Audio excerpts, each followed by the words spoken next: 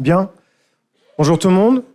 On va reprendre pour la prochaine session, s'il vous plaît. Donc, je vais appeler les intervenants pour qu'ils me rejoignent sur scène. Donc, il y a déjà Edith Salès-Villemain qui est déjà présente. Et je vais demander donc à Nathan Festini, Dora Dupéré et Daniel Blondin de nous rejoindre, s'il vous plaît. Et donc, la première communicante, ça va être Edith Salès-Villemain, qui va nous parler des conflits de valeurs dans les organisations. Donc, je vais te laisser la parole. Je rappelle quand même le cadre. Donc, 10 minutes de présentation, suivi de 10 minutes de questions. Okay. Très bien. Merci beaucoup. Je vais vous présenter un travail qui a été mené en collaboration avec le CHU de Dijon et le Centre d'investigation clinique du CHU de Dijon, avec une équipe importante qui a largement contribué à la faisabilité de cette étude, qui est l'étude de relations, dans laquelle nous analysons les conflits de valeurs au sein de l'organisation de travail et donc la difficulté que les soignants ont parfois à s'adapter aux évolutions organisationnelles. Alors, je démarre en fait par une première partie qui est liée aux réformes hospitalières, puisque l'hôpital est confronté depuis maintenant 1983 à une série de réformes. Donc, ces réformes concernent tout d'abord ce qu'on appelle la tarification à l'acte, qui va transformer en quelque sorte le soin, qui va devenir cette fois-ci un acte technique qui va être coté, qui va faire l'objet d'une cotation. Donc en fait, on passe du soin à un forfait. Deuxièmement, on va avoir le plan hôpital qui va se centrer sur ce qu'on appelle l'efficience hospitalière, à savoir le fait qu'on va rationaliser l'offre hospitalière et donc proposer une organisation de travail qui va être de plus en plus efficace. Enfin, on a, à partir de 1991, on va redessiner la carte sanitaire et donc proposer des services non plus à l'échelle d'un établissement, mais à l'échelle d'un territoire, ce qui fait qu'on va fermer certains services et restructurer d'autres services. Tout cela a un impact sur l'organisation du travail des soignants. Alors, sur l'organisation du travail des soignants, ce qu'on va appeler la qualité de vie et les conditions de travail, eh bien, ça va se traduire par le fait qu'il va y avoir le sentiment d'une augmentation de la charge de travail, pour les raisons que nous avons vues préalablement, et un sentiment de manque de reconnaissance parce que certains services sont tout simplement fermés ou restructurés. Une étude assez récente montre qu'il y a aujourd'hui, alors là j'ai des travaux plus récents, mais à peu près 20% des soignants cherchent à abandonner la profession. Une étude encore plus récente montre qu'il y a une intensification du travail et du rapport au temps qui va finalement être prégnant dans les conditions de travail, notamment le fait de ne pas disposer suffisamment de temps pour les malades, pour les familles et pour les transmissions. Alors cela nous amène à nous interroger sur la question des conflits de valeurs au travail et donc finalement de l'écart qui peut exister entre d'une part une organisation de travail qui évolue en dehors des attentes d'ailleurs des soignants et d'autre part une culture professionnelle qui fait que le soignant a une représentation, une perception de son travail. Trois types de conflits de valeurs peuvent exister. On les retrouve notamment dans le rapport Golac et dans la référence de Secato. Il y a tout d'abord les conflits éthiques, c'est-à-dire des conflits qu'on va retrouver qui mettent en balance finalement des aspects éthiques du soin notamment, un sentiment d'un travail inutile, c'est-à-dire un travail qui est fait avec des éléments qui ne concernent pas le cœur de métier. Et enfin, la qualité empêchée, c'est-à-dire finalement vouloir faire un travail de qualité, mais ne pas pouvoir le faire pour des raisons organisationnelles. Il se trouve que la DARES a montré que ces professionnels de santé sont fortement exposés aux conflits de valeurs. Les exemples de conflits de valeurs, essentiellement des décisions sur la fin de vie, Également la limitation des ressources, alors matérielles et immatérielles, et la communication avec les patients. Enfin, ce que l'on peut dire, c'est qu'il y a parmi ces travaux des questions qui portent sur d'autres conflits de valeurs, comme les valeurs morales, qui vont s'opposer à la question du respect des règles institutionnelles, mais également aux attentes des patients et aux besoins dans la prise en soin. Question, comment les soignants vont gérer ces conflits de valeurs? Alors, on s'est intéressé à la représentation de la relation soignant-patient, qui est une représentation qui est un objet qui permet d'englober des aspects beaucoup plus généraux simplement que le soin. Alors, ce que l'on peut dire, c'est que la relation soignant-patient a une relation avec le temps passé avec le patient. Plus le temps est important, plus la relation peut être approfondie. Et d'autre part, elle est reliée à la qualité des communications, de même qu'elle est reliée à la satisfaction. Quand les contraintes organisationnelles pèsent, eh bien, c'est tous ces niveaux qui sont impactés.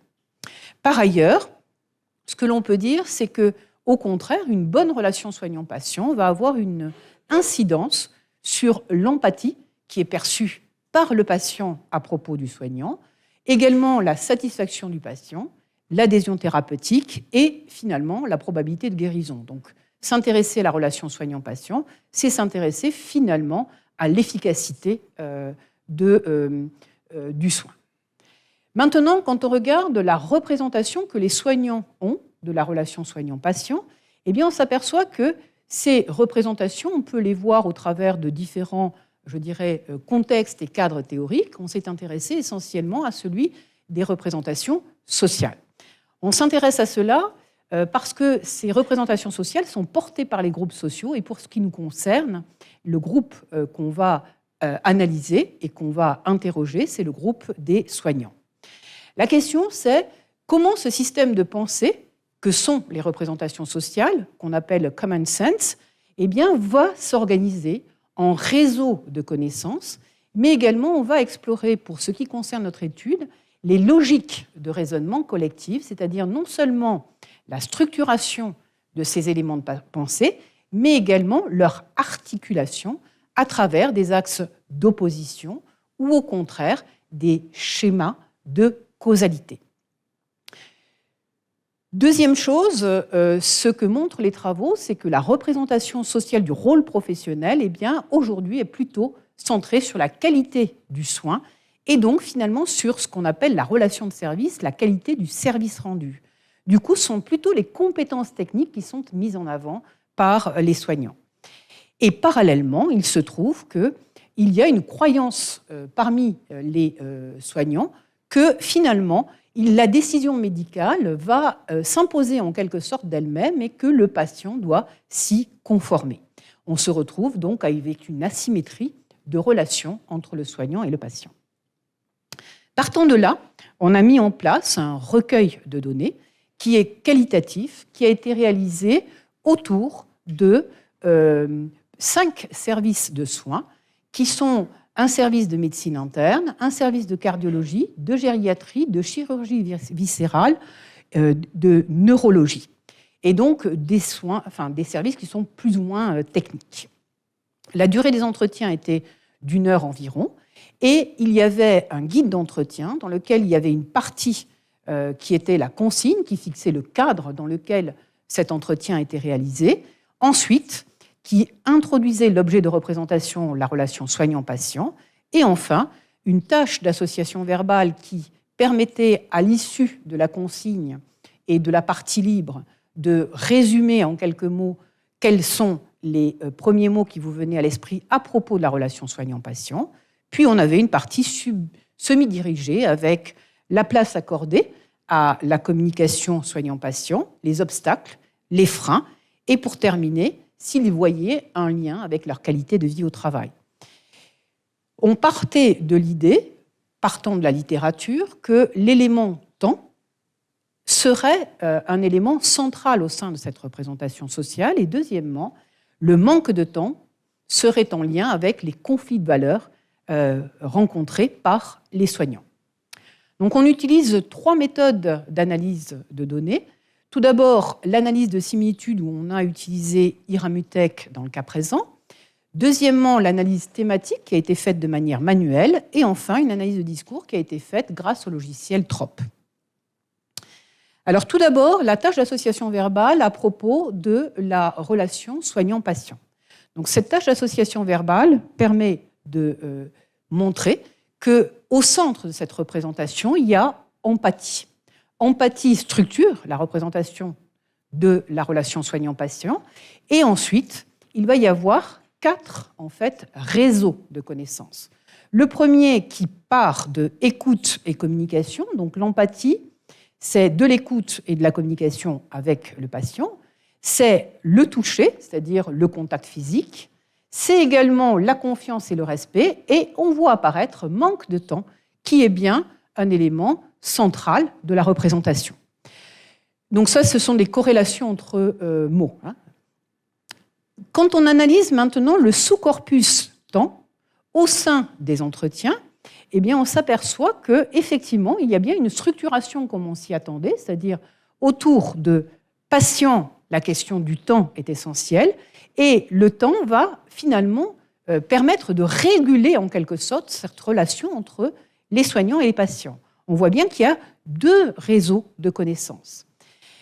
Premièrement, autour du temps patient, on voit apparaître cet élément qui est essentiel pour les soignants, à savoir le fait que, eh bien, il va y avoir derrière le temps la possibilité d'organiser en quelque sorte de répondre aux questions des patients, de répondre aux questions des familles, parce que c'est derrière du relationnel et c'est de la prise en soin, mais c'est également ce temps de l'administratif, c'est également compliqué pour pouvoir gérer son temps, et c'est également la question des examens, le temps de mener les examens avec le patient.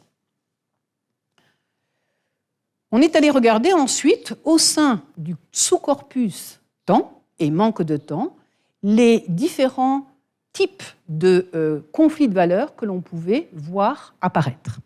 Analyse thématique réalisée sur ce sous-corpus. On s'aperçoit qu'en fait, ces conflits de valeurs sont structurés on les a d'ailleurs thématisés à partir de cette grille d'analyse que je vous ai dite tout à l'heure. D'une part, on s'aperçoit qu'il y a un écart entre les tâches à réaliser et le temps pour les réaliser. Nous avons mis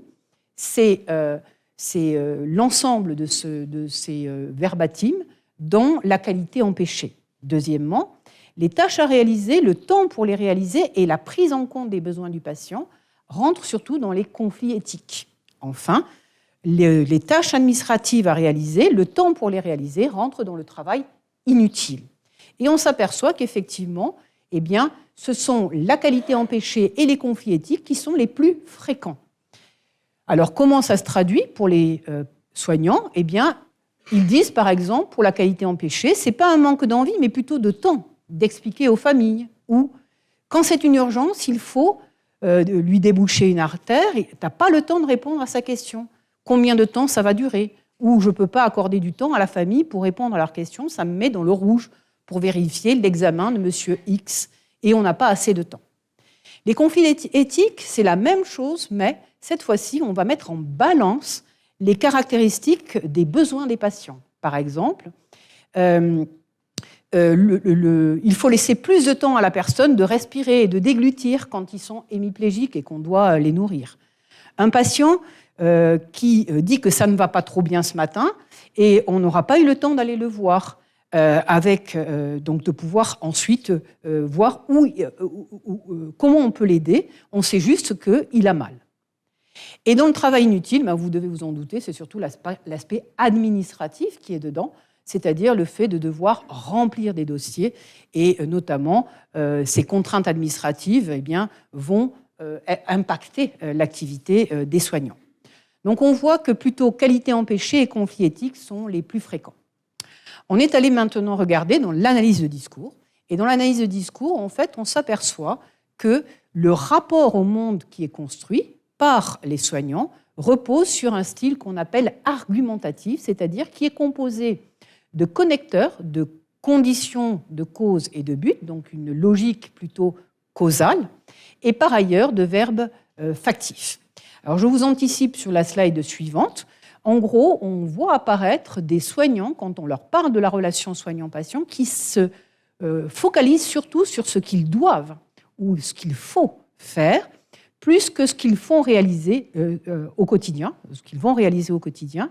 Et donc cette rationalisation, en fait, se traduit par un étayage des cognitions initiales. Je connais mon rôle, je sais ce qu'il faut faire, mais je laisse de côté ce qui m'empêche justement de le réaliser. On le voit bien ici, dans cette slide-là, c'est-à-dire qu'il y a le soignant, ce qu'il doit faire, penser à son travail essentiellement, et puis ensuite ce qu'il faut ou faudrait faire pour pouvoir établir une relation soignant-patient qui soit acceptable, à savoir le fait de répondre aux familles, le fait de pouvoir parler, le fait de pouvoir expliquer, notamment quand on fait des examens. Donc on voit que le temps est vraiment central et que finalement, manquer de temps met à mal les aspects éthiques du travail. Alors j'en conclus maintenant. On s'aperçoit que la relation soignant-patient se retrouve au cœur de la prise en soin des patients. Elle est corrélée d'une part à l'alliance thérapeutique, aux conditions de travail des soignants, mais le manque de temps, en fait, qui est un élément central de cette représentation, génère des conflits de valeurs qui se traduisent essentiellement par de la qualité empêchée et des conflits éthiques. Alors ces conflits de valeurs, en fait, pour l'instant, sont soutenus, par les soignants, qui continuent malgré tout à considérer leur rôle comme étant important, qui en voient tout l'intérêt et qui retrouvent finalement, qui mettent en avant ce qu'ils doivent faire ou ce qu'ils devraient faire, mais finalement, ont de plus en plus des éléments qui mettent en balance les aspects liés aux besoins, aux attentes des patients, et la charge administrative viennent en quelque sorte contrecarrer cette tendance à vouloir aller vers un idéal d'un métier. Donc on a bien des contraintes organisationnelles qui amènent à une rationalisation dans le discours avec un processus d'étayage des cognitions initiales. Ça, c'est ce qu'on a vu dans les conflits de valeurs. Mais également, maintenant, on voit d'autres stratégies qui sont la modification des comportements qui vont consister à aller plus vite ou à prendre sur des pauses pour finir son travail. J'en termine par ce verbatim, un soignant qui dit « C'est ma passion, mon travail, qui passera en premier. Oui, c'est mon truc à moi. J'aime bien partir et savoir que ma journée s'est bien passée et que je n'ai pas laissé un patient. Je me suis occupée de tous mes patients, tout s'est bien passé, j'ai fait ce que j'avais à faire, même si je n'ai pas eu le temps de manger, et des fois je mange en 10 minutes. » Voilà, j'en ai terminé.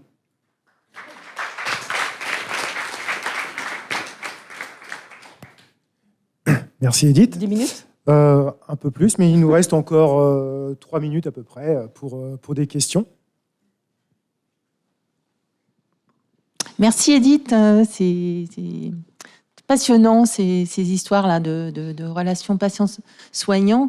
Et moi, je me demandais, est-ce que vous êtes allé voir s'il y a des différences entre les types de soignants et aussi entre les types de services? Parce qu'on sait que selon qu'on est en gériatrie ou en chirurgie viscérale, ça implique pas les mêmes choses.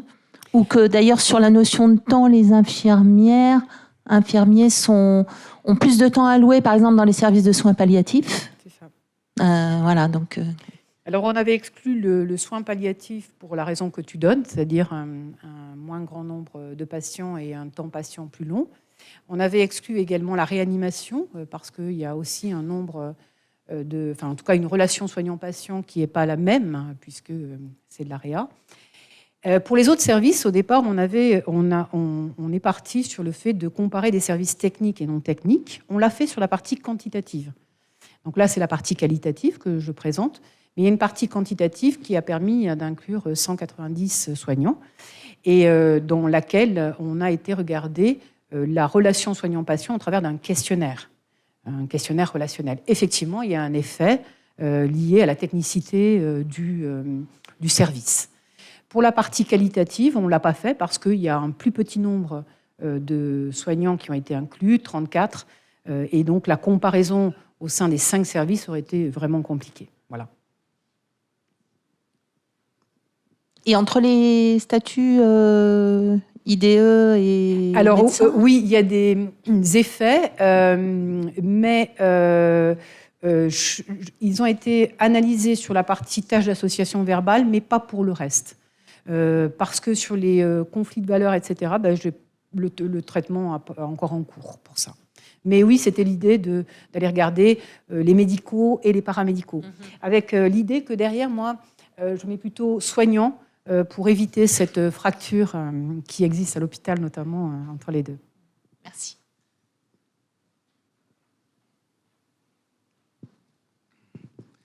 Merci Edith.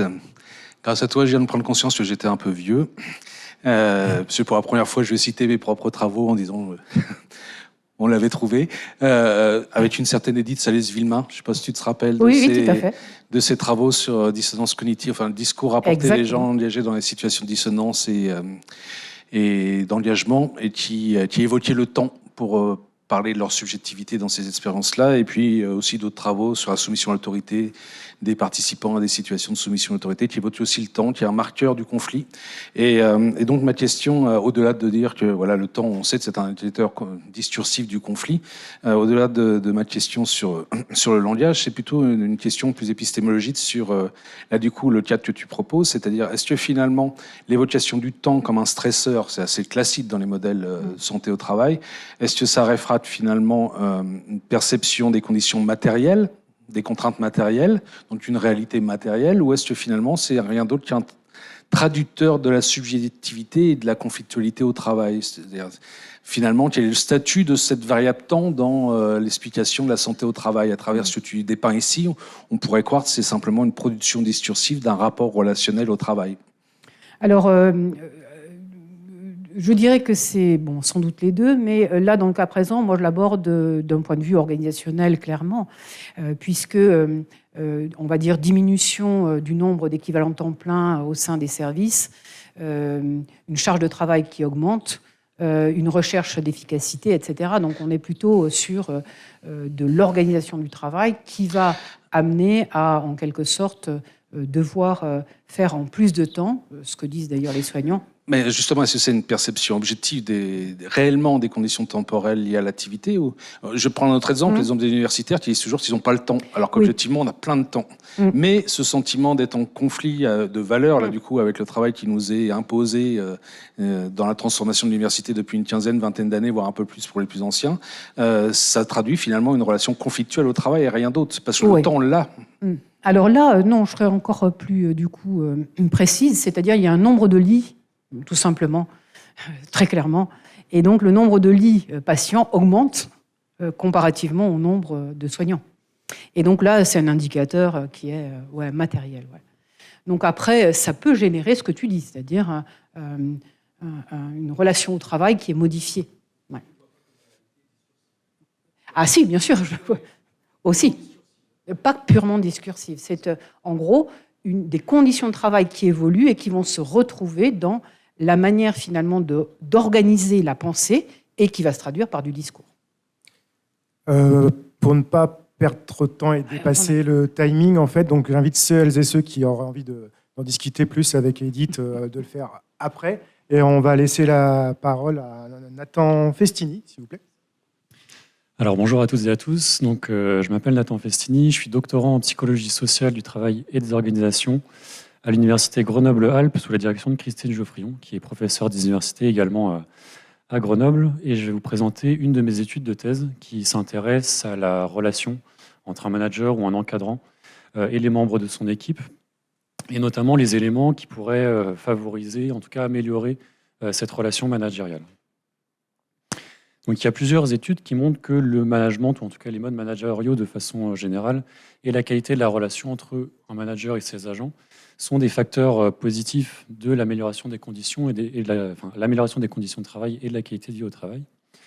On a d'autres études qui ont essayé de s'intéresser à finalement quels étaient leurs besoins, quelles étaient les attentes en termes de modes managériaux. On voit que les modes participatifs et que les compétences relationnelles sont des éléments qui sont extrêmement attendus et importants. Et de façon plus précise, en termes de pratique managériale, il y a la notion de reconnaissance, de sens au travail, de confiance, de qualité de travail, qui sont des besoins largement exprimés par les travailleurs. Par contre, à notre connaissance, on n'a pas d'étude qui a vraiment investigué la différence de besoins, d'une part exprimée par les managers et d'autre part exprimée par les agents, alors que ce fossé entre les deux pourrait nous permettre d'identifier des éléments pour améliorer cette qualité de relation. Et donc, on a fait référence au cadre théorique des représentations sociales dans le cadre de cette étude. Alors, pour remettre un peu le contexte, c'est une théorie qui repose sur le principe que toute réalité est représentée. Autrement dit, on a tous des représentations mentales, des choses qui nous entourent, que l'on va s'approprier, réinterpréter en fonction de notre système cognitif, de notre système de valeurs et de notre fonctionnement de façon générale. Donc, les représentations sociales sont des formes de sens de connaissance commun, des formes de connaissance de sens commun, qui ont notamment pour but d'orienter les conduites et les pratiques. Il y a plusieurs ancrages théoriques dans la théorie des représentations sociales, et nous, on en a sollicité 2 qui sont complémentaires. À la fois l'approche dite du noyau central, qui va permettre d'identifier les éléments constitutifs de la représentation, donc à savoir les perceptions, mais donc les besoins managériaux de l'ensemble des agents qu'on va solliciter. Et aussi la théorie des principes organisateurs, qui elle a pour intérêt de repositionner la représentation sociale au centre des prises de position. Et donc de pouvoir à la fois étudier la comparaison, établir une comparaison entre les managers et les managés, donc des agents qui n'ont pas de fonction d'encadrement, notamment par rapport aux prises de position et aux comportements adoptés. Donc vous l'aurez compris, on a 2 objets d'étude vis-à-vis du management. Donc là, en l'occurrence, c'est le manager idéal et le moins acceptable venant de la part d'un manager, qui sont 2 objets d'étude qui ont déjà été étudiés et qu'on ressollicite dans cette étude. Et donc, deuxième objectif, comparer ces représentations sociales entre les managers et les managers. Et on s'attend à ce qu'il y ait des différences de représentation pour plusieurs éléments, notamment parce que la fonction de manager, elle est largement professionnalisée depuis un certain nombre d'années, notamment en raison des formations professionnelles, du coaching, de l'accompagnement sur ces fonctions. Et donc, l'apparition de pratiques professionnelles et un ancrage professionnel qui vont influencer la construction de cette représentation. Donc, on a diffusé un questionnaire en ligne à l'ensemble des agents d'une collectivité territoriale qui nous a permis de recueillir un peu plus de 3000 réponses, 2 tiers d'agents, 1 tiers de managers, avec 2 méthodes d'association libre, donc avec une consigne lorsque vous entendez pour le premier objet de représentation manager idéal, quels sont les 5 à 8 mots qui vous viennent spontanément à l'esprit. Et ensuite, les participants devaient classer par ordre d'importance chacun des mots qu'ils avaient cités. Ce qui nous permet d'avoir un ensemble de données pour réaliser déjà des analyses prototypiques, donc à savoir ce qui va nous permettre de faire un tableau à 4 cases qui va croiser les fréquences d'apparition des mots et le rang d'importance. Donc là, dans le tableau, on voit que la case 1, on va avoir les éléments qui sont les plus fréquents et les plus importants, qui sont les éléments du noyau central. La case 2 et la case 3, c'est des évocations qui vont être plutôt complémentaires au noyau central, et la case 4, donc des évocations qui sont jugées comme peu fréquentes et peu importantes, et donc moins pertinentes. On a aussi réalisé des analyses catégorielles, donc à savoir identifier les thématiques qui sont transversales à l'ensemble des mots, et des analyses factorielles des correspondances pour faire la comparaison et notamment croiser les évocations, donc les mots, avec les caractéristiques des personnes qui les ont associées. Donc là, c'est un tableau synthétique qui regroupe au niveau de l'échantillon global déjà, à la fois les résultats de l'analyse prototypique, donc les mots rouges, ça va être les mots qui sont issus du noyau central, et les 3 thématiques, donc nos 3 colonnes, pour nos 2 objets de représentation. Donc déjà, ce qu'on remarque, c'est que ce qui est attendu d'un manager, c'est un certain nombre de savoir-être et de savoir-faire. Donc quelqu'un qui a des qualités humaines, donc quelqu'un de compréhensif, d'attentif, de dynamique, qui puisse assurer un cadre juste, quelqu'un d'impartial, et quelqu'un aussi qui a un certain nombre de compétences avec les mots professionnel, expert. À l'inverse, ce qui n'est pas attendu, ce qui n'est pas acceptable, c'est tout ce qui est de l'ordre de l'autoritarisme, donc de l'abus de pouvoir, un ensemble d'attitudes négatives, donc quelqu'un de colérique, de malveillant, d'égoïste, etc., d'injuste et l'absence de compétences en réponse au manager idéal. On a un deuxième niveau qui va être un niveau interpersonnel, donc tout ce qui est de l'ordre de la relation aux autres, des compétences relationnelles, avec les mots bienveillance, écoute, et aussi tout ce qui est de l'ordre de l'accompagnement à la réalisation des tâches, le soutien, que ce soit émotionnel ou technique, le conseil. Et à l'inverse, tout ce qui n'est pas acceptable, ça va être un ensemble d'éléments qui vont être, par exemple, de l'agressivité ou des comportements négatifs comme les mots harcèlement, discrimination. Et enfin, dernier niveau, qui est un niveau plutôt organisationnel, qui sont des pratiques managériales, un ensemble de mots qui peuvent faire évoquer la notion de leadership avec la création d'un lien de confiance entre le manager et les membres de son équipe, pratiquer de la délégation, conduire une vision, donner du sens au travail, de l'autonomie, communiquer avec son équipe. Et à l'inverse, ce qui ne va pas être acceptable, c'est l'absence de prise de décision en tant que manager et l'absence de responsabilité. Ce qui va aussi être inacceptable, c'est l'absence de pratique managériale. Donc on voit que ce qui est inacceptable, c'est à la fois des pratiques et des comportements négatifs, mais aussi l'absence de pratique. Donc on a deux niveaux. Ensuite, on a réalisé un premier niveau de comparaison entre le noyau central des managers et des managers pour nos deux objets de représentation. Pour le manager idéal, ce qu'on remarque, c'est qu'on a les mots confiance, respect, soutien, humain, responsable, encadré qui sont présents chez les managers et pas chez les managers, qui montrent que les dimensions relationnelles et le rôle d'encadrement du manager, elles sont beaucoup plus marquées pour les managers. Par contre, pour la représentation du moins acceptable, on n'a que le mot incompétent qui est présent chez les managers et pas chez les managers. Donc là, on a une représentation qui est relativement similaire entre nos deux populations. Si on va un peu plus loin, on a des analyses factorielles des correspondances qu'on a réalisées avec, cette fois-ci, toujours la variable de niveau d'encadrement, mais on l'a détaillé par rapport au manager, où cette fois-ci, on a le niveau manager de proximité, manager intermédiaire et manager stratégique. Et donc, ces analyses factorielles de correspondance, elles nous permettent d'identifier les mots qui sont les plus associés à chacune des thématiques, à chacune des modalités, pardon. Et donc, la première interprétation, c'est de regarder le facteur horizontal, le premier facteur, l'axe horizontal. Et on voit que pour les deux représentations, on a une nette distinction entre donc les mots en vert qui correspondent au manager et les autres mots de couleur qui correspondent au manager. Et on a l'axe vertical, le deuxième facteur, qui réalise une distinction entre les niveaux d'encadrement.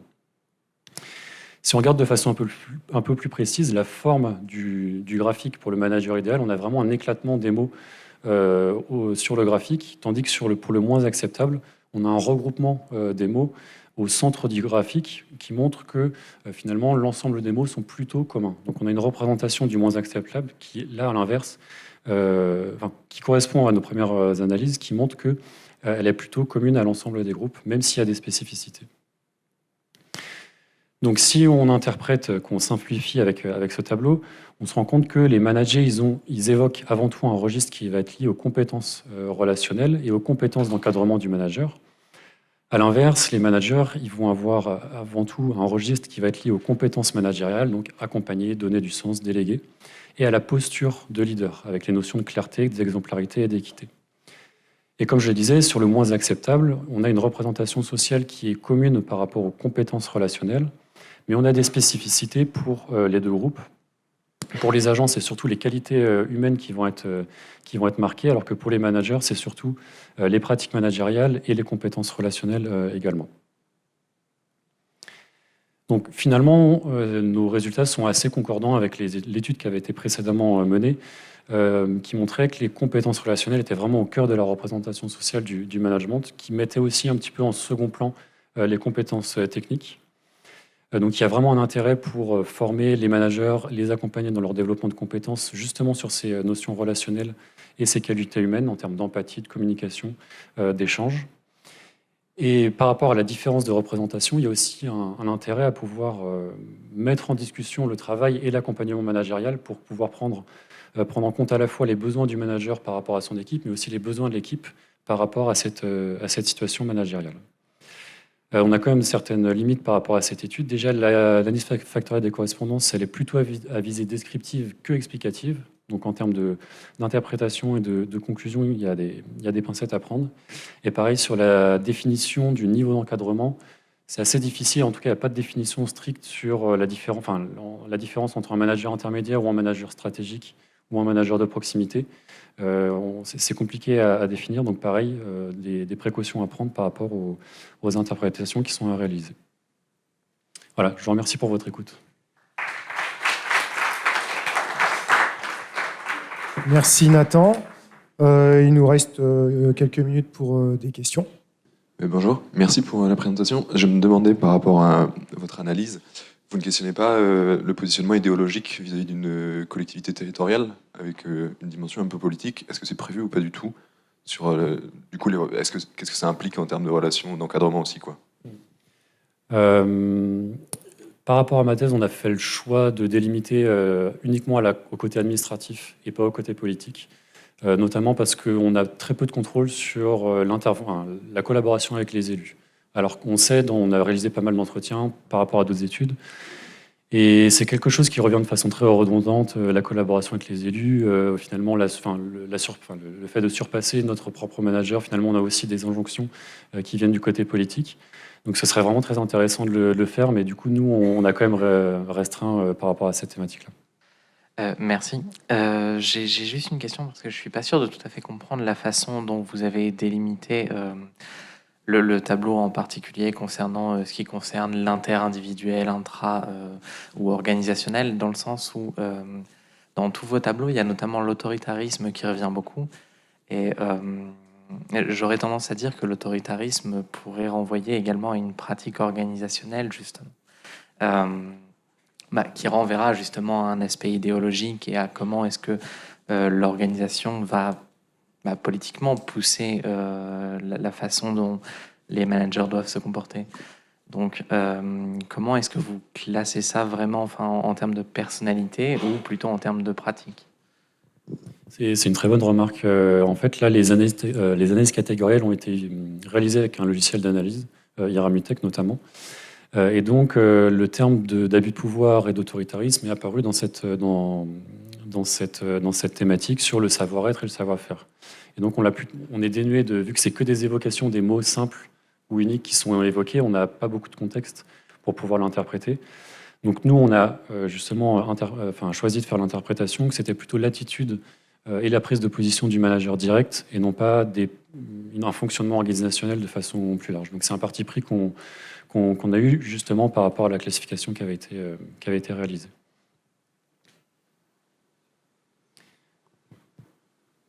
Une dernière question, éventuellement? Ok. Bien, merci Nathan. Et on va accueillir Dora Dupéret. Très bien, bonjour à tous. Donc, je suis Dora Dupéret, je vais vous présenter une étude dans le cadre de ma thèse sur la représentation du sens au travail chez les soignants. Donc, il vous est peut-être déjà arrivé de vous demander pourquoi vous faisiez votre métier. C'est une question qui est largement partagée, quelle que soit la profession, puisque le sens au travail est décrit comme une des caractéristiques les plus importantes du travail. On peut le définir comme un travail qui a un sens lorsqu'il existe une cohérence entre la personne et le travail qu'elle accomplit et lorsqu'elle se sent en harmonie avec ce qu'elle fait tous les jours. C'est un concept qui est en lien avec d'autres variables telles que la santé mentale, le bien-être ou la qualité de vie au travail. D'ailleurs, certains auteurs ont également présenté le sens au travail comme pouvant agir comme un facteur protecteur face à des situations de travail difficiles ou encore comme une ressource psychologique dans la médiation des effets négatifs des conditions de travail face à l'intention de quitter. Donc ces études, elles montrent la centralité actuelle qui est accordée par les salariés à la question du sens au travail. Mais du coup, cette cohérence, il manque une partie, mais cette cohérence entre une personne et le travail qu'elle accomplit, elle peut être source d'interrogation en période de changement. On a pu en faire le constat par différentes études. 92% des participants à une étude en 2022 se disent en quête de sens au travail. On voit également qu'un salarié sur 10 aurait perdu du sens au travail durant la crise sanitaire. Et on retrouve également cette thématique pour les soignants, puisque dans un observatoire de qualité de vie au travail, la perte de sens est évoquée fréquemment par les soignants ou par le professionnel de soins, en relation notamment avec les transformations du travail. On a pu le voir au travers des médias, le sens est une préoccupation majeure, et notamment dans le contexte de l'hôpital, puisque les hôpitaux ont connu des transformations importantes ces dernières années qui bouleversent le travail des soignants et la relation de soins. En effet, ce qui paraît central dans le soin et pour les professionnels, c'est la relation de soins, et ces changements organisationnels, ils peuvent amener à empêcher la relation de soins de se mettre en place ou bien la perturber. Et puis, dans certains services spécifiques, comme la réanimation, on peut questionner la place de la relation de soins, puisque souvent, les patients sont inconscients, les soignants décrivent leur travail comme très technique, donc on peut questionner cette relation de soins, et c'est donc particulièrement sensible pour eux de conserver cette relation de soins. Donc, on a souhaité questionner la notion de sens au travail pour les soignants en réanimation dans ce contexte. Donc on s'intéresse aux significations associées au sens au travail, et au vu de l'apparition récente du sens au travail dans les préoccupations des salariés et puis dans l'espace de travail, on s'intéresse aux représentations sociales que les salariés ont du sens au travail. Donc, les représentations sociales, je reviens très rapidement dessus, c'est l'ensemble des connaissances ou croyances socialement partagées par un groupe d'individus. Donc, c'est un réseau structuré avec des éléments qui sont fortement partagés et qui s'organisent en patterns de connaissances. On peut faire différentes analyses à partir des mots qui sont produits, des nuages de mots, des analyses de similitudes qui mettent en évidence les liens qui existent entre les mots produits. Donc nous, on a mené des entretiens, 23 entretiens semi-directifs auprès de 16 infirmières et 7 aides-soignantes en service de réanimation à Dijon. Les entretiens étaient réalisés sur le temps et le lieu de travail, sur la volonté des personnes, et qui duraient en moyenne 30 à 45 minutes. Les questions qui étaient posées, elles portaient sur la représentation du sens au travail, et on s'est appuyé sur les sous-dimensions du sens au travail étudiées par Arnaud Nicolas dans l'inventaire de sens au travail, à savoir l'importance du sens au travail, est-ce que mon travail est important pour moi, la finalité du travail, au bout du compte, à quoi sert mon travail, la compréhension du travail, est-ce que c'est clair ce que je fais, pourquoi je le fais, pour qui je le fais, et puis la direction du travail, où je vais dans mon travail et vers où ça m'amène finalement. Et également des questions sur le lien entre le sens et la qualité de vie au travail. Donc pour traiter ces entretiens, on a mené des analyses de contenu thématique afin d'identifier les sous-dimensions qui apparaissaient, et puis une analyse de similitude pour identifier les éléments de langage qui revenaient le plus, donc deux méthodes utilisées pour les représentations sociales. Et donc aujourd'hui, on s'intéresse principalement à la partie libre de l'entretien, c'est-à-dire la réponse à la question que vous évoque en tant que professionnel le sens au travail. On a choisi de reprendre les 4 sous-dimensions du sens comme étant nos thématiques, et donc dans les entretiens, on a identifié les verbatims qui faisaient référence à celles-ci. Donc, on retrouve dans nos entretiens les 4 sous-dimensions du sens qui sont ressorties, et pour 3 d'entre elles, dans plus de la moitié des entretiens, avec une spécificité pour la finalité du travail, qui est celle qui est le plus abordée. Et on l'a dit précédemment, la relation de soins qui semble particulièrement importante pour les soignants, puisque cette notion apparaît et semble être spécifiquement en lien avec la compréhension du travail. Donc, je vous laisse visuellement réadapter les cercles en fonction des chiffres, mais qui apparaissent dans la quasi-totalité des entretiens qui abordent ces sous-dimensions. Donc on a simplement recherché dans les verbatims identifiés, on a recherché les moments où la relation de soins était abordée. Donc pour ce qui est des verbatims, pour l'importance, on retrouve ici donc dans 60% des entretiens pour les personnels soignants, le travail ça enrichit, ça fait se développer, ça me fait grandir, ça me fait avancer. Pour ce qui est de la compréhension du travail, là aussi dans 60% des entretiens, c'est de donner du sens à ce qu'on fait, s'interroger sur ce qu'on fait, pourquoi, comment, pour qui. Et puis la direction du travail, là, dans un peu moins de la moitié des entretiens, d'aller tous dans le même sens pour le patient, pour une décision, d'être sur la même longueur d'onde, notamment par rapport à une prise en charge. Et enfin, la finalité qui ressort le plus dans 78% des entretiens. Pour eux, ici, c'est donc le sens, c'est donc les finalités du travail et on retrouve largement le prendre soin. Donc, on a bien retrouvé nos 4 sous-dimensions du sens avec une importance particulière pour la finalité et une présence spontanée de la relation de soins, spécifiquement dans la compréhension et la finalité du travail.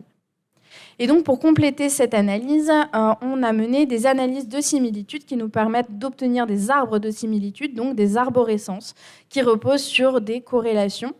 Donc, la lecture d'un arbre, elle se fait du centre vers la périphérie et la taille du mot dépend de sa centralité. Ici, un premier arbre qui concerne l'ensemble des entretiens. On voit que l'arbre s'organise autour de 4 zones principales, à savoir patient, infirmier, sens, qui est ressorti comme sentir, mais c'est bien sens qui ressort dans les entretiens, et puis réseau, qui est la relation de soins qu'on a codée de cette manière-là. Et on retrouve aussi les codages des sous-thématiques. On voit autour de patient, finalité et compréhension. Et on voit bien que la relation de soins était spécifiquement ressortie dans ces thématiques-là. Donc pour aller voir un peu plus en détail dans les sous-dimensions du sens, on a créé des corpus à partir de chaque thématique relevée dans les entretiens. Donc ici, on a l'importance du travail qui s'organise autour des mots infirmier, sens et travail. Donc on voit que c'est important d'avoir un travail valorisant, dont on est fier, qu'on est content de s'y rendre, qui nous apporte de la satisfaction. Et on retrouve également une zone qui s'organise autour de relations de soins par là-bas. On voit que ça apporte de l'équilibre, d'accompagner le patient en fonction de ses besoins, d'apporter une dimension sociale à la dimension technique qu'ils abordent et d'apporter également de la confiance. Pour la compréhension du travail, on retrouve principalement 2 grandes zones, donc autour de infirmiers et patients. On voit en fait que leur travail s'organise autour de ces 2 points-là. Donc c'est à la fois important de comprendre son métier, d'avoir confiance, d'en comprendre l'intérêt, d'apporter de l'humanité, d'y réfléchir, de réfléchir à ce qu'on fait, et puis de comprendre aussi le côté du patient qui, en réanimation, est spécifique, de comprendre, de prendre le temps, l'entourage, la famille également, qui a son importance. Et puis on retrouve autour du patient la relation de soins, où on fait en fonction des cas, en fonction de la douleur. Donc on voit bien à la fois la compréhension du métier, des actes et également du patient. Et puis pour la direction du travail, on voit que l'arbre lui-même prend un peu différentes directions. C'est possible en fait que cette dimension elle soit moins palpable et moins concrète pour les soignants qui l'évoquent, mais on retrouve quand même l'idée d'aller au travail, des possibilités de demande aux responsables, de formation, et puis l'idée de prendre soin, la relation de soins avec la considération du patient, qui semble être des directions importantes pour les soignants.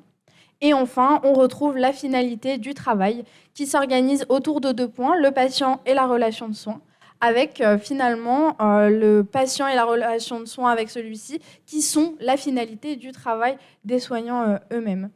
Et donc avec de façon centrale, là encore, la relation de soins, le prendre soin, le confort avec la famille qui est toujours présente et puis l'accompagnement. Donc, pour conclure sur les résultats obtenus, on a bien retrouvé nos 4 sous-dimensions du sens dans l'ensemble des entretiens, avec effectivement la relation de soins qui est vraiment centrale pour beaucoup, et spécifiquement dans la compréhension et la finalité du travail. On a pu voir à quel point le patient et la relation de soins sont omniprésents dans leur représentation du sens, alors même que cette relation de soins elle est mise à mal par les spécificités de la réanimation et les changements organisationnels. Donc on voit que la relation de soins, elle structure le sens au travail des soignants qui s'organisent à la fois autour du patient, mais aussi autour de sa famille et de l'entourage. Donc il sera important de s'interroger sur la façon dont les changements organisationnels au sein des services et des établissements sont susceptibles de bousculer ce rapport à l'autre qui fait sens pour les professionnels. Et donc, pour les suites de l'étude, ici, c'est des résultats préliminaires, puisqu'on a fait 23 entretiens ici. L'objectif, c'est d'en faire 80 sur différents services de réanimation. Et ici, c'était uniquement à Dijon.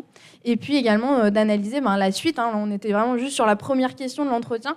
Donc, aller voir la suite de l'entretien et notamment les liens entre sens et qualité de vie au travail. Merci pour votre écoute. Merci Dora. Pour respecter le timing, parce qu'il y aura la pause déjeuner juste après, donc on a le temps pour une ou deux questions, s'il vous plaît.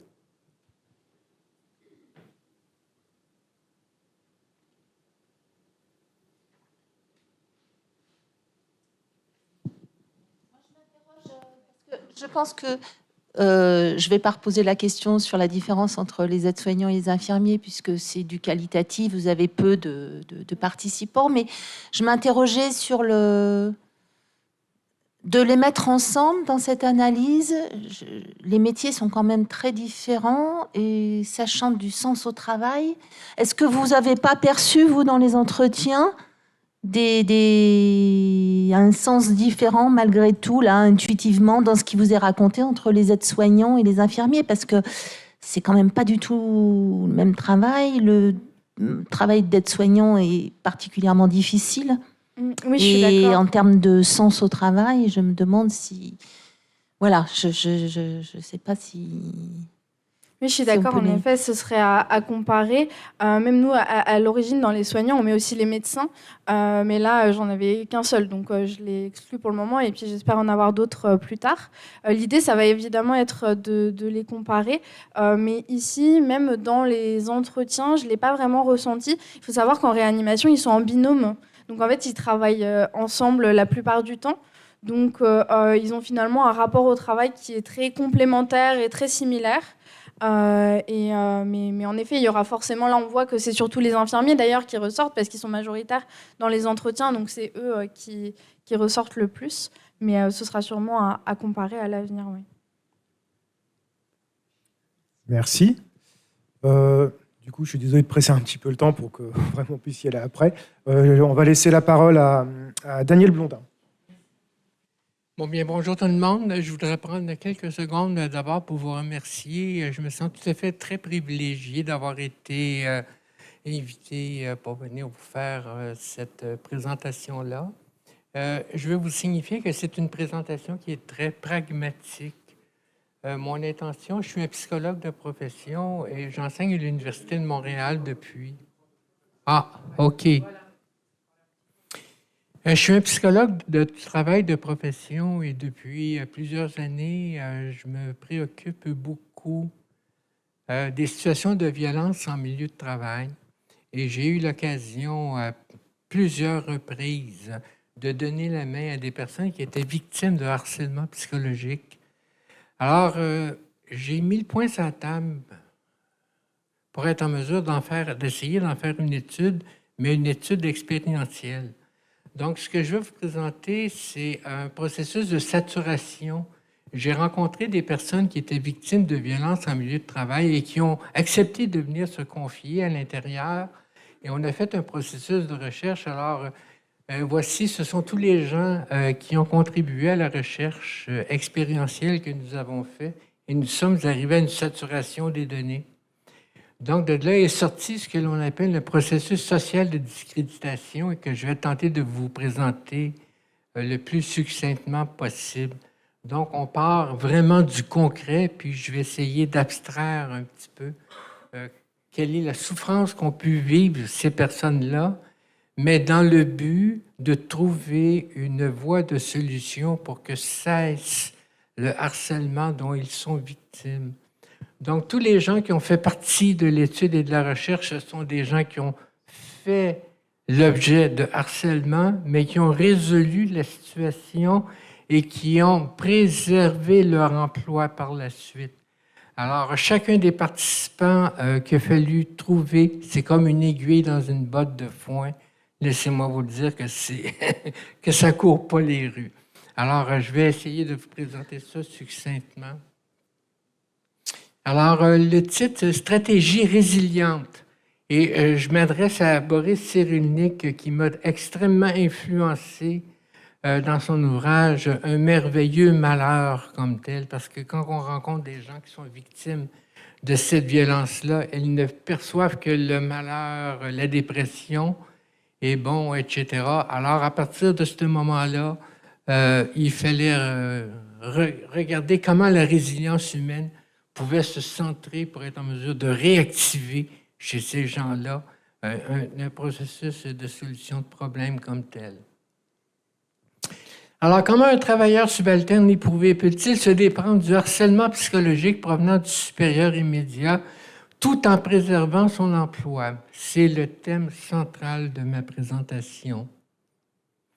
Alors, une recherche en théorisation ancrée. Une théorisation ancrée, c'est une théorisation de pays, entre autres, où on s'attarde, on va chercher par la main l'expérience directement dans le terrain et qu'on organise des informations qui sont dites pour tenter de les catégoriser et d'en faire un processus de théorisation qui est appelé à changer au fur et à mesure que l'expérience de vie se modifie comme telle. Donc, une recherche en théorisation ancrée a été menée auprès de 9 travailleurs subalternes. Donc, ça veut dire qu'on a rencontré 9 personnes et ces 9 personnes-là nous ont convaincu, l'équipe de recherche, qu'on avait fait comme le tour de la question momentanément.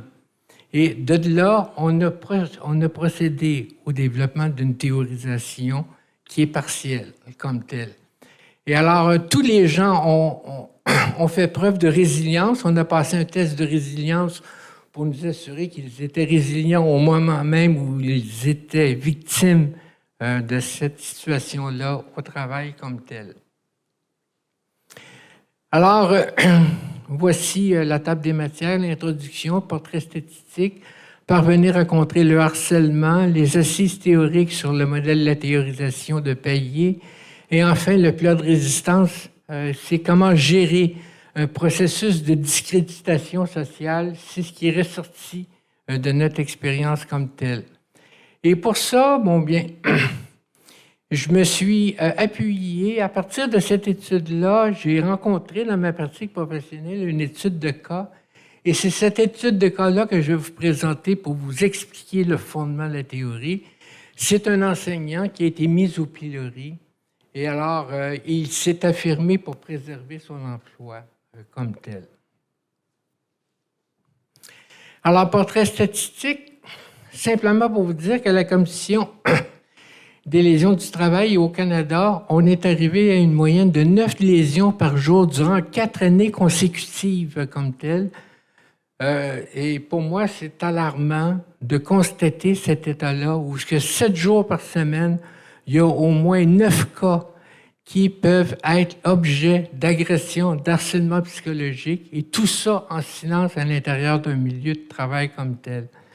Et il faut vous dire que si ces cas-là ont été dénoncés à la Commission de santé et sécurité au travail, que ce n'est que la pointe du iceberg, parce que le propre de la violence en milieu de travail, c'est que ça reste en silence et les gens ne parlent pas. Donc, c'est implicitement et en silence que la violence domine et fait son œuvre.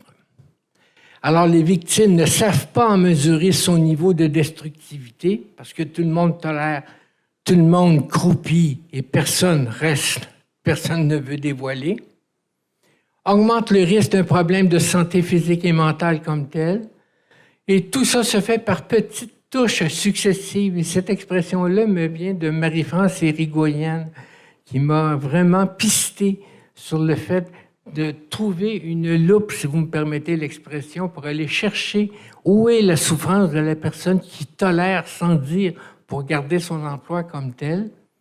Et ce sont des gestes répétitifs d'abus de pouvoir, altérant la qualité de vie au travail. Et tout ça aussi se fait progressivement en silence. Alors, les victimes ne savent souvent pas comment s'en défendre. Ils ne savent pas non plus comment en mesurer son niveau de destructivité. Alors, en ce sens, ils vont avoir des mécanismes de défense liés au refoulement, etc., que vous connaissez probablement d'ailleurs. Tout ça pour être en mesure de se blinder et de rester en survie sans être en mesure d'avoir développé de stratégies pour faire face, pour désamorcer la situation. Alors moi, j'avais dans ma tête d'essayer de développer un processus pour être en mesure de leur dire « Hey, écoute, là, il faut que tu passes au travers avec succès et il faut que tu sois en mesure de préserver ta dignité et ton emploi. Et alors, même dans certains cas, cela peut mener au suicide comme tel, dans certaines situations de détresse comme telle, où les personnes sont complètement découragées. Alors, comment expliquer la dégradation de cette dynamique relationnelle et organisationnelle? Alors, je vous fais un schéma qui est complexe, qui vient de Yuri Bronfenbrenner, un professeur de Harvard qui m'a aidé à réfléchir, à comprendre que quand on est dans une organisation, le geste que l'on pose, il ne peut pas être vu d'une façon unique. Il est tout le temps contextualisé. Alors, s'il est contextualisé, bon, bien, il y a deux choses. Premièrement, il y a un paradigme objectal qui va guider l'orientation dans l'entreprise. Alors, dans une entreprise où ce qu'on est en train de manufacturer, il faut qu'on produise, il faut que ça sorte, il faut que ce soit payant. Et il faut que l'énergie des gens soit extrêmement exploitée pour arriver aux fins, pour capitaliser. Donc, les gens, ils n'ont comme pas le choix. Il faut qu'ils répondent à la commande comme telle. Alors, Bronfenbrenner a divisé ça, lui, en sous-catégories. Nous, on va parler du microsystème. Et ce que je symbolise ici, c'est le supérieur immédiat qui a une emprise sur la personne qui va harceler, et ce qui va induire un silence à l'intérieur du milieu de travail où ce que personne ne dévoile la situation. Dans le micro, il va y avoir le mésosystème. Donc, c'est le niveau des responsables hiérarchiques qui vont regarder la chose de loin et qui vont peut-être souvent soutenir celui qui est là ou sinon qui le dénoncer. Et dans la situation que je vous présente, j'ai accompagné la personne pour qu'elle puisse sortir du micro pour faire une intervention au niveau du méso afin qu'elle puisse redorer son emploi. Un peu ce que les autres personnes ont fait dans la recherche que j'ai faite. L'exosystème, c'est l'encadrement institutionnel, donc les règles, les lois, bon, etc. Alors, par exemple, il y a des milieux qui sont syndiqués, il y en a d'autres qui ne le sont pas. Il y a des milieux pour lesquels il y a des politiques d'intervention en milieu de violence, en milieu de travail. Il y a des organisations pour lesquelles c'est tout à fait absent comme tel. Et enfin, il y a l'écosystème, c'est le macro, quelles sont les missions et les valeurs de l'objectif de l'organisation dans laquelle évolue l'employé comme tel. Alors, ce tableau-là ici, il est très important à saisir parce que ce sont les demandes, dans le contexte organisationnel, ce sont des demandes psychologiques élevées qui vont induire chez le travailleur une faible autonomie décisionnelle. Et quand que l'individu va être en perte d'autonomie comme tel, bien, ça va créer chez lui une demande de plus en plus élevée. Donc, il reste aux prises avec un cercle dans lequel, tranquillement, il va sombrer. Et alors, ce qui va arriver, c'est que le harcèlement va être une source d'harcèlement parce que ça ne sera pas acceptable à l'intérieur du milieu qu'un individu puisse perdre son autonomie comme tel. Donc, un des moyens qu'on va prendre, c'est qu'on va lui mettre de la pression et que cette pression-là peut dériver en termes de harcèlement. L'individu qui est aux prises avec le harcèlement, ce que ça va avoir chez lui au niveau de la dégradation de sa santé mentale, on va observer qu'il va perdre son autonomie décisionnelle. Les recherches de l'IPEL l'ont démontré. Donc, l'individu est de moins en moins capable de pouvoir prendre des décisions par lui-même pour être en mesure de diriger sur ses propres tâches de travail. Et au niveau de la réciprocité sociale, c'est qu'il va être enfermé sur ses liens, il ne sera plus capable de relations sociales avec les gens, il va être davantage renfermé sur lui-même. Et donc, les deux facteurs, quand ils sont associés ensemble, amènent l'individu à chuter sur le plan de sa santé mentale comme telle. Donc, c'est la pression constante dans laquelle il évolue. Alors, pour faire ça, pour contrer, il faut consolider l'autonomie du travailleur et sa capacité de réciprocité sociale comme telle. C'est là où il faut lui donner du soutien comme tel et que la recherche que j'ai faite, ce sont les gens qui ont fait ça par eux-mêmes. Moi, dans le cas que je vous présente, c'est moi qui ai donné la main à l'individu comme tel pour être en mesure de reconsidérer sa résilience humaine. Alors, comment qu'on a fait? Le devis de la recherche, rapidement, c'est une théorie, c'est une mise en recherche sociale qui implique les gens pour qu'on puisse développer davantage une théorisation ancrée, temporaire. Et nous, on a développé ce que l'on a appelé le processus de discréditation sociale. Pour payer, c'est en visant à générer inductivement une théorisation au sujet du phénomène pour lequel que l'on observe. Donc, un enseignant mis au priori s'affirme. Alors, ce que l'on constate, c'est que pour Richardson, il y avait 2 phases, de déséquilibre et de réintégration. Dans le cas qu'il nous présente, il y a eu un déséquilibre et moi, j'ai rajouté le déclin. Parce qu'il ne suffit pas nécessairement que la personne soit déséquilibrée. À un moment donné, elle décline. Et c'est l'expérience du déclin dont je vais vous montrer jusqu'à quel point que la personne peut aller. Mais par la suite, la réintégration, c'est la résilience humaine où ce qu'on lui donne un soutien pour être en mesure de reprendre et de refaire face à l'emploi. Donc, pressuriser le travailleur subalterne, le harceler dans le but de l'inférioriser et en conséquence, le travailleur décline comme tel. Alors, c'est le premier schéma. Le premier schéma que l'on a expérimenté, qu'on a fait ressortir de notre recherche, c'est qu'un supérieur va prendre 2 formes de stratégie pour être en mesure d'exercer son harcèlement.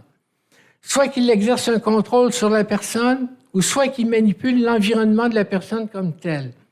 Alors, il va y avoir une induction de ce harcèlement-là, un abus de pouvoir chronique, un dysfonctionnement chronique de la relation et une perversité de la relation. Alors, j'ai mis ce schéma-là pour vous montrer jusqu'à quel point que c'est une goutte successive qui s'amplifie et qui amène la personne à se paralyser et à s'effondrer. Alors, différentes stratégies.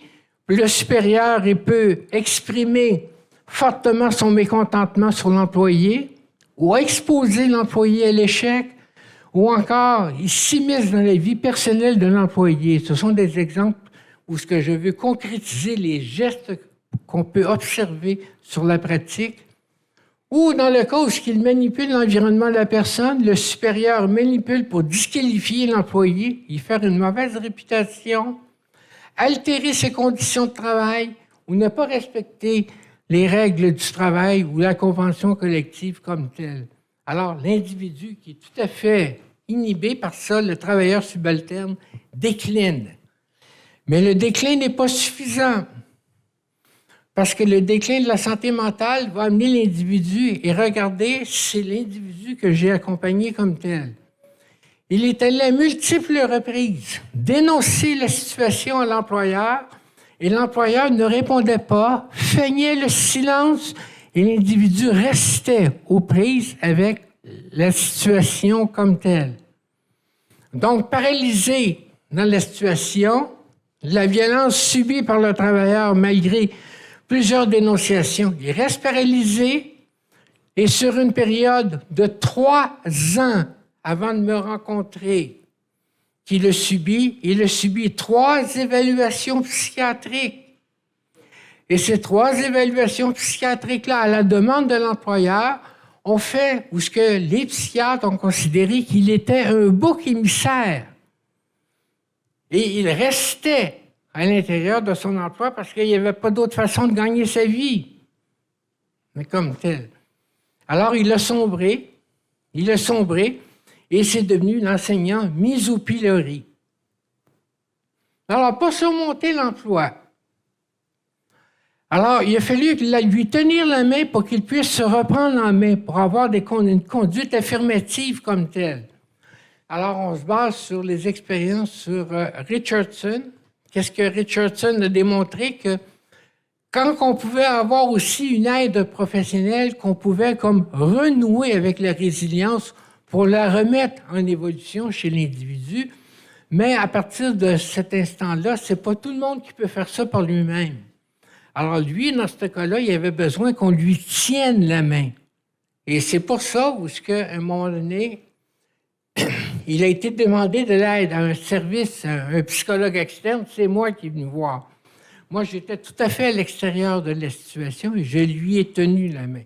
Et quand je lui ai tenu la main, j'ai donné les consignes. Là, tu vas m'écouter, là, je te tiens la main et regarde ce qu'on fait. On laisse ton petit microsystème et on intervient dans le mésosystème comme tel.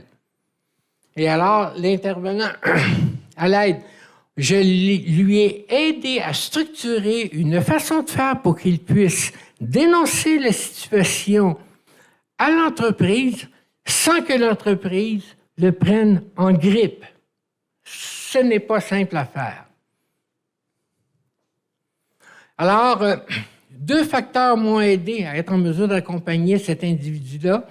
Donc, ça a été à reconsolider sa réciprocité sociale et à reconsolider son autonomie décisionnelle.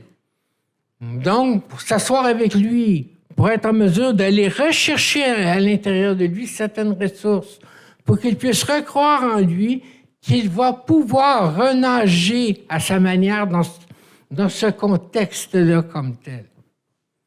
Et alors, sa résilience se met à se réagir, et alors il s'est mis à dénoncer au conseil d'administration la situation dans laquelle il a vécu. Alors, dans le processus, l'enseignant comme tel, mais pas juste l'enseignant, les gens de la recherche que j'ai rencontrés, mes sujets, ont su réagir en s'affirmant et donc en apprenant à exposer leur expérience, à l'exprimer par le jeu et à répondre à leur propre idéal et à leurs propres objectifs de réalisation.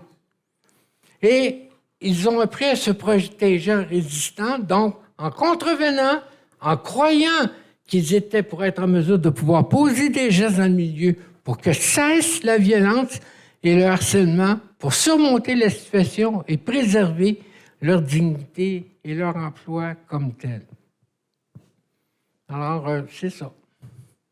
Ça s'arrête ici. Je vous remercie. Merci. Merci beaucoup. Malheureusement, on est déjà un petit peu en retard. Donc, ce que je vous invite à faire, c'est de discuter avec Daniel lors de la pause déjeuner, d'accord, ou un peu plus tard dans la journée. Et venez me voir, ça va me faire plaisir de vous parler individuellement. C'est encore plus efficace. Voilà, exactement. Tu veux donner des consignes particulières pour... Oui, alors nous allons nous retrouver, pour ceux qui connaissent le campus, à la cantine. Hein, c'est le restaurant administratif. Donc, plusieurs d'entre nous connaissons bien le chemin. Donc, je vous invite à faire des petits groupes et à suivre les gentils organisateurs, notamment les doctorants et nous-mêmes. Merci. Bon.